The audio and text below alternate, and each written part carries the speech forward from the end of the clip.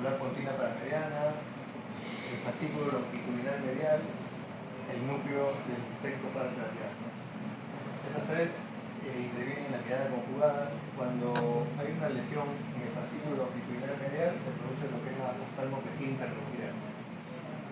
Si yo a un paciente le digo, como ejemplo, mira a la izquierda y el ojo derecho se queda, no se mueve, ¿no? Se queda en la línea media, ¿cuál de los dos fascículos longitudinales está la lesión? Si el paciente tiene que mirar a la izquierda y el derecho se queda en la línea media, ¿en qué fascículo longitudinal está la lesión? ¿Derecho o izquierdo? Derecho. Derecho. En el mismo lado del ojo que está afectado. Sería el fascículo derecho. Y el ojo se queda en la línea media. Ahora, en la oftalmoplegia internuclear, el ojo sano hace un nistagmus horizontal. ¿Por qué hace ese nistagmus horizontal? El ojo sano. Porque el cerebro, como un ojo está mirando hacia un costado y el otro está mirando de frente, interpreta como que están desalineados ambos ojos. Y lo que hace es tratar de regresar el sano al medio, para alinearlo con el otro. Entonces hay una lucha, digamos, entre que uno quiere mirar a la izquierda y el cerebro quiere regresar el ojo al medio. Entonces hace el nistagmus. La sacada, ¿no? Patología donde se ve la oftalmoplegia internuclear, la misma, ¿no? En la esclerosis múltiple, por ejemplo.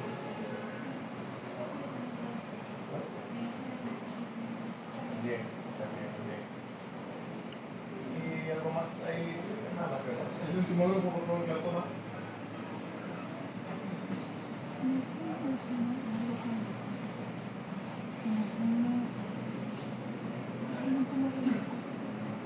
Para entender el glaucoma es esencialmente el daño de lo que sería la retina y de las células ganglionares de la retina, que se puede dar por dos cosas principales. Uno podría ser por el aumento de la presión intraocular y otro por problemas vasculares, que no haya buena irrigación, que tal vez hay isquemia en este nivel, o falta de nutrientes por alguna obstrucción o disminución de la fuente sanguínea a esa capa. Por respecto a la parte de la presión intraocular aumentada, esta se da precisamente porque se altera el flujo normal de lo que sería ¿cómo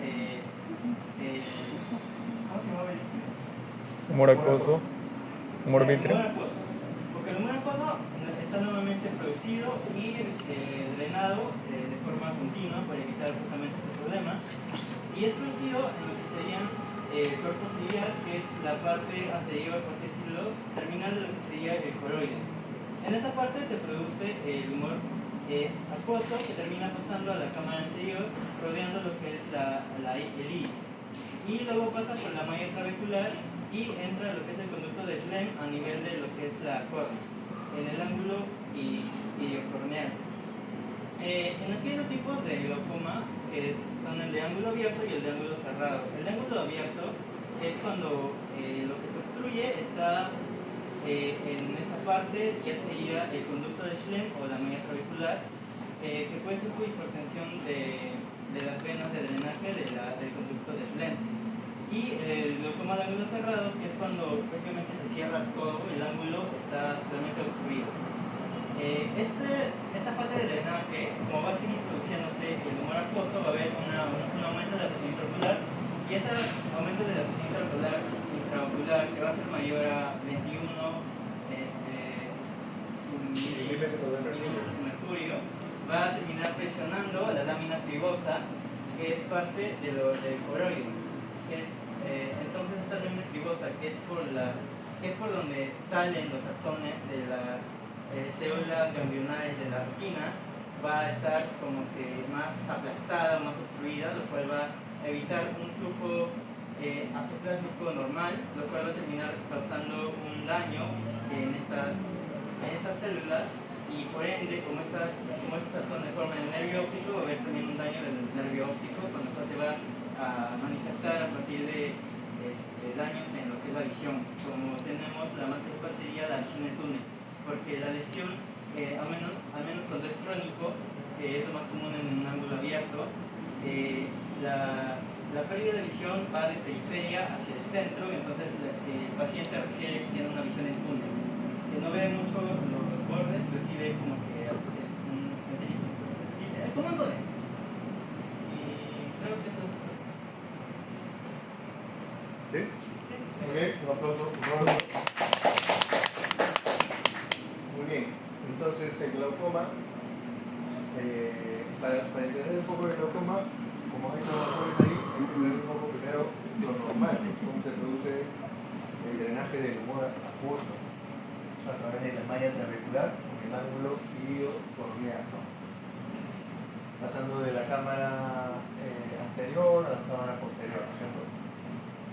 Entonces, el glaucoma hay dos tipos: el ángulo abierto, que es el crónico, y el cerrado, que es el agudo. ¿Cuál de los dos es la emergencia médica? El cerrado, ¿cierto? El agudo.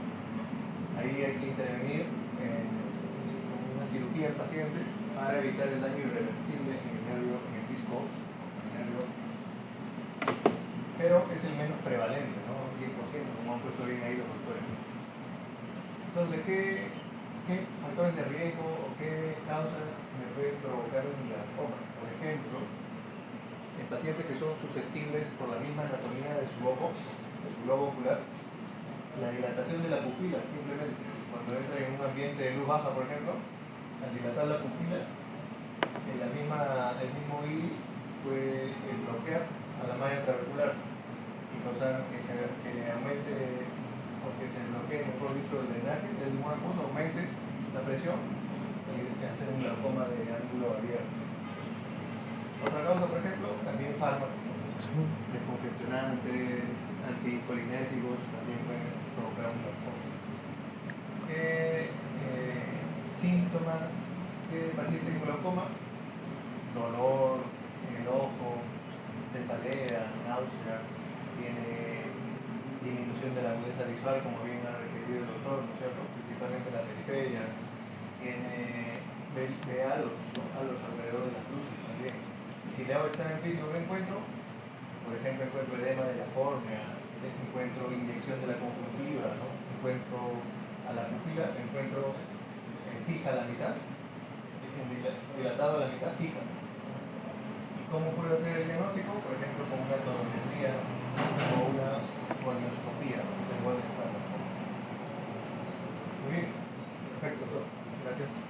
Vamos a revisar lo que nos pone el PPT. Hay datos importantes también.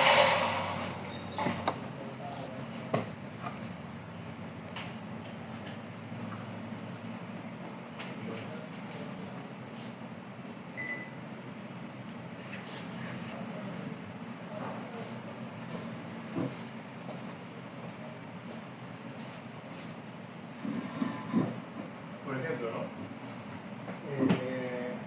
Movimientos oculares, si se acuerdan cuando hicimos la evaluación de pares craneales, lo vimos a detalle, ¿no? Incluso hicimos preguntas en el casito todavía, de los músculos, ¿se acuerdan? ¿Sí se acuerdan? Entonces, ¿qué estructura importante cuando hablamos de nervios de los músculos oculares? Por ejemplo, el seno cavernoso. ¿Por qué? Porque a través del seno cavernoso cruzan los nervios 3, 4 y 6, ¿no? Que son los que inervan a los músculos de los movimientos oculares. Entonces, cualquier patología que me comprometa al seno cavernoso me puede dar una parálisis del ojo. ¿Qué patología, por ejemplo? ¿Qué glándula importante tenemos ahí? La hipófisis, ¿no? Entonces, un tumor de hipófisis debe comprimir, ¿no?, al nervio y causar una parálisis en el ojo. ¿Qué otra patología? Una infección, ¿no? Una infección, por ejemplo, una celulitis en la órbita. Como el drenaje venoso del ojo va directo al seno cavernoso, la infección se puede diseminar, comprometer al seno cavernoso y causarme una compresión del nervio, una parálisis también. O una trombosis, ¿no? Pacientes con factores de riesgo para trombosis pueden hacer una trombosis en el seno cavernoso y presionar el nervio y causar parálisis. Es una estructura importante, ¿no? ¿Cuál es el nervio más afectado siempre? De los tres.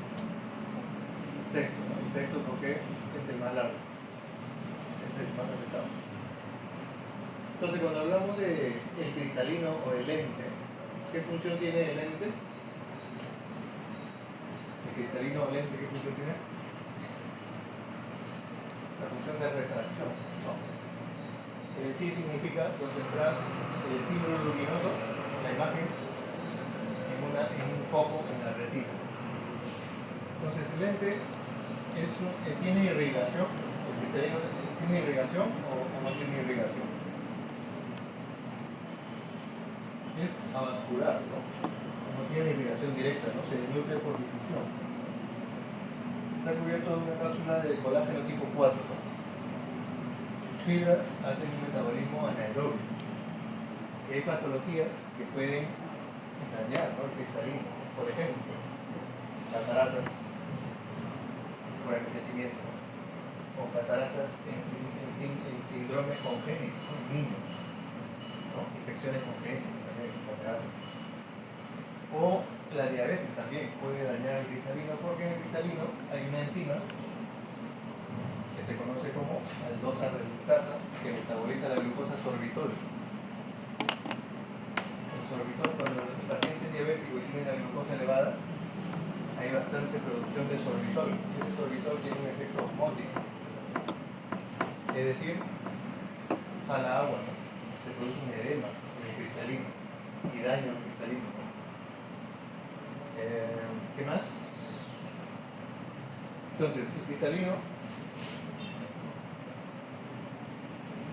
participa en lo que es la refracción, su función principal es la refracción.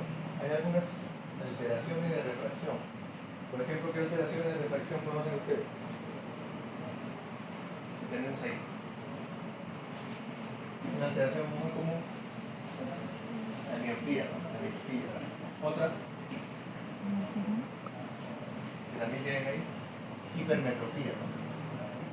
Miopía es cuando uno no ve de cerca o de lejos. De lejos, ¿no? Hipermetropía es cuando uno no ve de cerca. Y el astigmatismo es cuando uno ve en distintos planos, ¿no? El horizontal es diferente al vertical. Altera la alineación de ambos planos. Entonces, ¿por qué se producen estas alteraciones de refracción? Normalmente por dos causas. La primera es por la curvatura de la córnea. Cuando la córnea tiene mucha curvatura, puede producirme que la imagen se forme antes de la retina, así como está acá. Cuando la córnea tiene mucha curvatura, puede producir que la imagen se forme antes de la retina. Y eso es la miopía, que la imagen se forma antes. Por eso que el paciente tiene que acercarse para poder ver. Otra causa, no solamente la curvatura de la córnea, sino que el ojo es muy largo. Cuando el ojo es muy largo, la imagen cuando entra por el cristalino se forma también antes de la retina. Y eso me produce una miopía. ¿Cómo lo corrijo?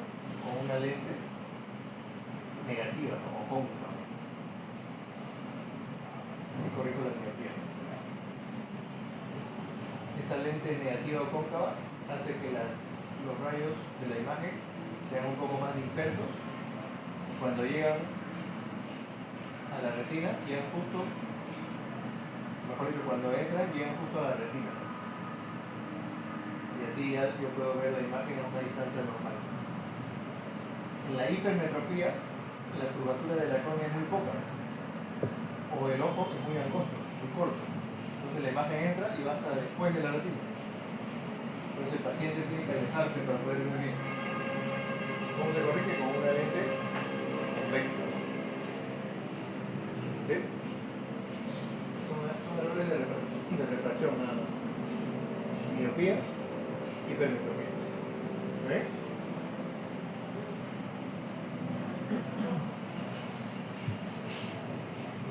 ¿Se acuerdan que vimos campos visuales? Esto hasta lo evaluamos también, ¿no? Tomamos preguntas, creo. Eso lo han explicado ustedes. También vimos en la evaluación, ¿se acuerdan? Los movimientos, ¿no? También lo evaluamos, ¿cierto? Entonces ahora en el pasito de ahora que vamos a preguntar si esto lo confrontamos. Pero ¿qué es importante? Las parálisis, ¿no? Las alteraciones. Por Por ejemplo, ¿qué está haciendo el paciente? ¿Hacia qué lado está mirando? Hacia la izquierda. Izquierda, ¿no? Izquierda. Entonces, ¿cuál es el ojo alterado? Izquierdo. El izquierdo, ¿no? El derecho está mirando a la izquierda, pero el izquierdo no se ha movido. ¿Qué músculo estará afectado? Recto lateral. Recto lateral izquierdo, ¿no? O el abducens izquierdo. ¿Qué patologías pueden comprometer al recto lateral o abducens? Al nervio, ¿no? Abducens o al músculo recto lateral. ¿Qué patología? Del sexto par. Cualquiera que aumente la presión, ¿no? Cualquiera que aumente la presión endocraniana, principalmente en fosa posterior. ¿Por qué? Porque como el abducens es el más largo, cualquier cosa que me aumente la presión, principalmente en fosa posterior, me puede afectar a la abducens. En el caso del tercer par, el paciente, ¿qué tiene aquí?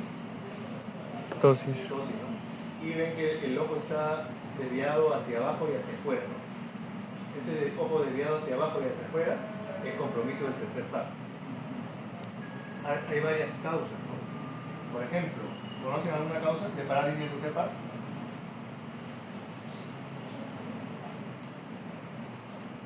Hay un montón de causas, ¿no? Claro, por ejemplo. Hay una, por ejemplo, que es la diabetes. Cuando hay un compromiso aislado del tercer par, normalmente por una isquemia en un paciente que tiene diabetes.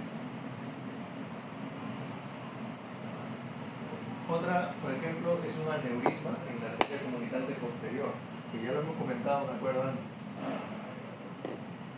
Un aneurisma en la arteria comunicante posterior también me puede comprometer al tercer par. Otra, una herniación goncal, por ejemplo, también me compromete al tercer par. Entonces, ¿cómo diferenciaría yo? Dato importante, muy posiblemente sea evaluado este dato importante. ¿Cómo diferencio yo si la parálisis del tercer par es por una isquemia en un paciente diabético de una parálisis por un aneurisma en la comunicante posterior? ¿Cómo lo diferencio en el examen físico? ¿Qué me indica? ¿Quién me da la diferencia? O sea, ¿qué signo me indica la diferencia? ¿Cuál? ¿Quién me da la diferencia? ¿Dónde está el puntero? La pupila, ¿no? La pupila me da la diferencia. ¿En cuál de los dos casos hay compromiso pupilar? ¿En la isquemia por diabetes o en el aneurisma de la comunicante posterior?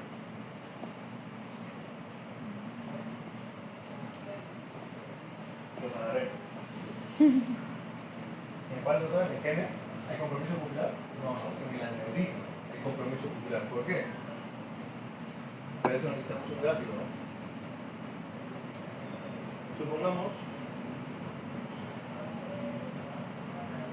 Supongamos que tengo mi ojo acá.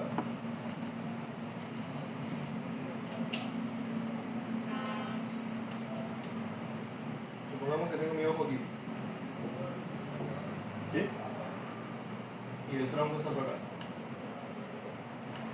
¿Sí? Los nervios que inervan a los músculos de los movimientos oculares son estos. Del tercer par que estamos hablando. El tercer par craneal tiene unos nervios que inervan a los músculos del movimiento ocular, ¿no es cierto? Al recto medial, ¿no? Pero aparte del Ehringer-Westphal sale al ganglio ciliar los nervios que inervan al constrictor pupilar, ¿no? ¿Sí? O sea, el tercer par tiene unas vías que son somáticas, los movimientos del ojo, y una parasimpática, que es para el ciliar, para contraer la pupila, ¿no?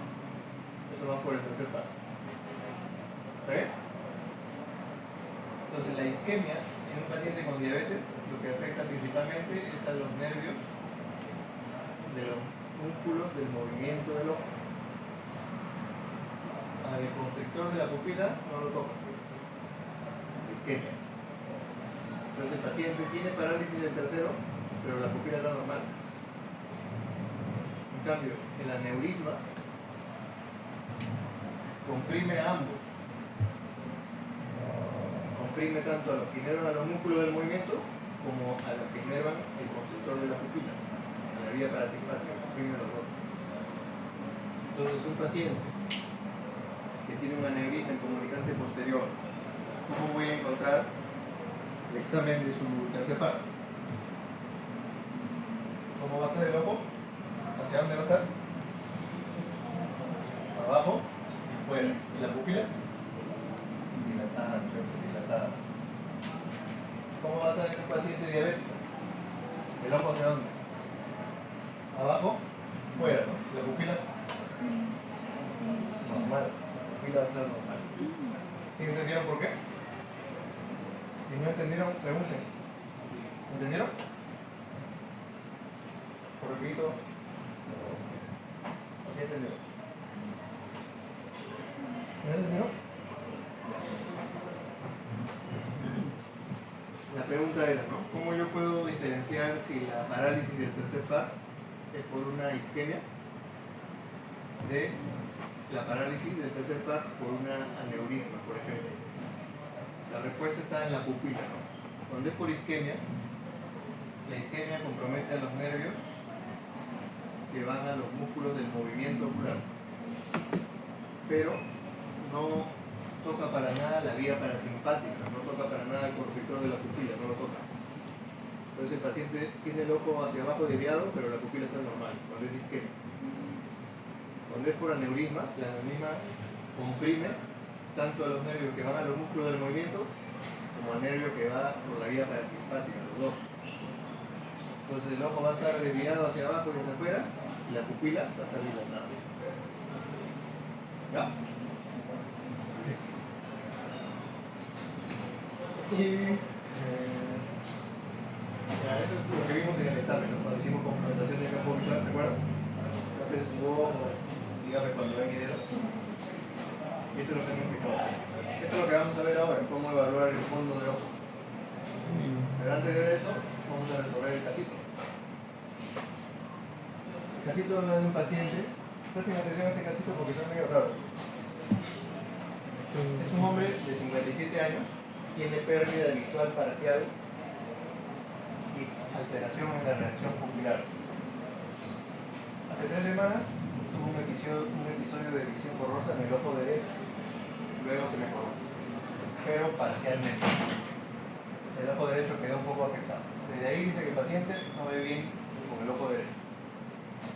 Se le hace el examen físico y la agudeza visual está disminuida en el ojo derecho. El reflejo fotomotor directo dice que en el ojo derecho está débil, pero normal en el izquierdo. O sea, ¿qué quiere decir? Cuando yo alumbro con mi linterna en el ojo derecho, la contracción de la pupila es débil. ¿Qué me podría estar diciendo si la contracción de pupila es débil cuando yo alumbro en el ojo derecho? ¿Qué parte de la guía del reflejo pupilar estaría alterada?